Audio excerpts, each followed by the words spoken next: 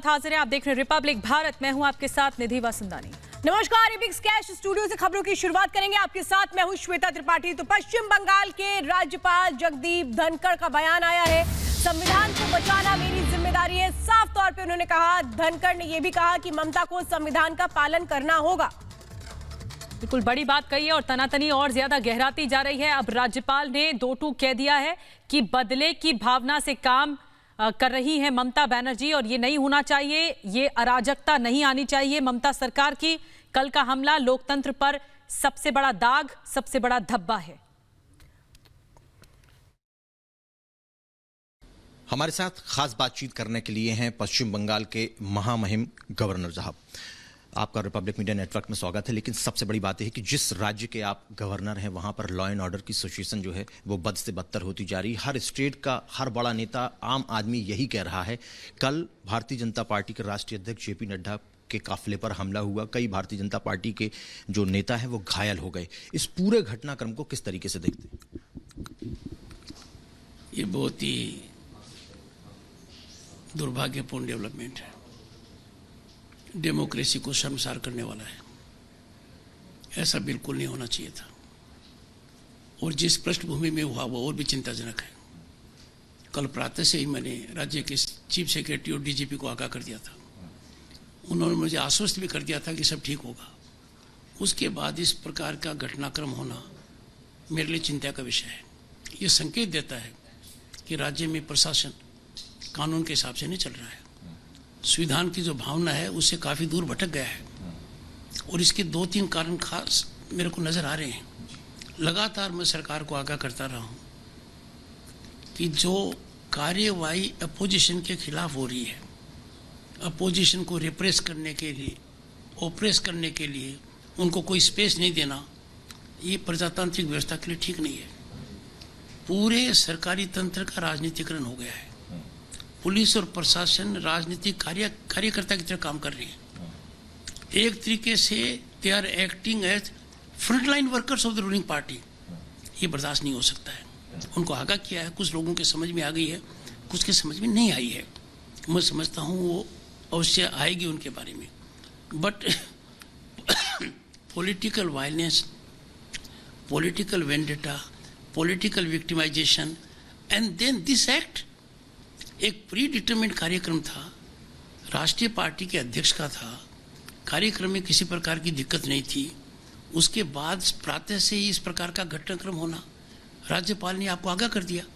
आगाह करने के बाद भी घंटों तक आपका सोते रहना, कोई गतिविधि नहीं करना, ये संकेत देता है कि आप ये कार्यक्रम करने की हिम्मत कैसे कर रहे हैं। यदि भारत जैसे विशाल डेमोक्रेटिक देश में कोई भी व्यक्ति कोई भी राजनीतिक कार्यक्रम करना चाहता है और उसको इसलिए चुनौती दी जाती है कि वो ये कार्यक्रम क्यों कर रहा है, तो चिंता की बात है। तब हम नहीं कह सकते कि डेमोक्रेसी इज ब्लॉसमिंग या democracy is not being compromised या कॉन्स्टिट्यूशन इज नॉट बीइंग कैप्साइज्ड। ये हालात मैंने देखे। देखने के बाद राज्य के डीजीपी और चीफ सेक्रेटरी को बुलाया, वो आए, they had no update, they are not allowed any update. ये एक दुर्भाग्यपूर्ण स्थिति है कि राज्य के वरिष्ठ अधिकारी भी अपने विवेक से कार्य करने की हालत में नहीं है। लेकिन सर, सवाल एक यहाँ पर ये खड़ा होता है कि ये जब सब कुछ हो गया उसके बाद में मुख्यमंत्री ममता बनर्जी का बयान आता है और ममता बनर्जी का जो बयान था वो रूलिंग पार्टी में है और वो विपक्ष को राजनीतिक तौर पर बयानबाजी कर सकती है। लेकिन जिस तरीके की भाषा का इस्तेमाल उन्होंने जेपी नड्डा के लिए किया या वो अक्सर अपने प्रतिद्वंद्वियों के लिए करती हैं, उस भाषा पर क्या कहना चाहेंगे? क्योंकि मुझे नहीं लगता कि पश्चिम बंगाल का संस्कार इस तरीके की भाषा को अनुमति देता हो। माननीय मुख्यमंत्री का जो आचरण है, खासतौर इस मुद्दे को लेकर, बहुत लोगों को रुलाया है, बहुत लोगों का दिल दुखाया है। बंगाल का जो कल्चर है, रिच कल्चर है, जिसकी खासियत है, जिसका सेंस है, उस पर बड़ा हमला है, बड़ा कुठाराघात है। बहुत से लोगों ने मुझे कहा, माननीय राज्यपाल जी, आपको मुख्यमंत्री जी से अनुरोध कीजिए विवेकपूर्ण काम करें। उनकी बातों से प्रभावित होकर मैंने सार्वजनिक रूप से मुख्यमंत्री को अनुरोध किया है, आप सोचिए, चिंतन कीजिए, चिंता कीजिए। बहुत लोगों को आपने दर्द दिया है, कल्चर पर आघात किया है। आपका आचरण ऐसा नहीं होना चाहिए था। जिनके बारे में आप ये आचरण कर रही हैं वो देश में एक राजनीतिक दल के अध्यक्ष हैं, एक सम्मानजनक व्यक्तित्व हैं।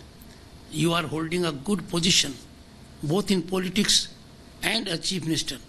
You must immediately withdraw your statement. मैं मानता हूं कि वो चिंतन करेंगी, सोचेंगी, और करोड़ों लोगों का जो मन उन्होंने दुखाया है बंगाल कल्चर की भावना के ठीक विपरीत आचरण कर कर, उसके कंटेंट भी मैं ऑब्जेक्शनेबल मानता हूं और तरीका तो मैं भयावह मानता हूं कि किस प्रकार एक वरिष्ठ राजनीतिक कार्यकर्ता जो वर्तमान में मुख्यमंत्री है इस प्रकार की भाषा का, इस प्रकार के तरीके का उपयोग कर सकता है। ऐसा नहीं होना चाहिए।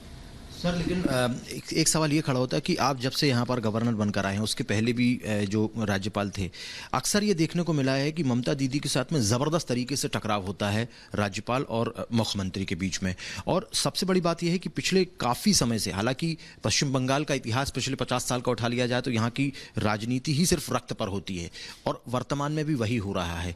तो आप महामहिम होने के नाते, पश्चिम बंगाल के गवर्नर होने के नाते आपका ये कर्तव्य बनता है कि राज्य में जो राजनीतिक हिंसाएं हो रही हैं, जो लॉ एंड ऑर्डर की सिचुएशन जो पूरे तरीके से ध्वस्त हो गई है, उसको कंट्रोल किया जाए। उसके लिए आप क्या कुछ कर रहे हैं?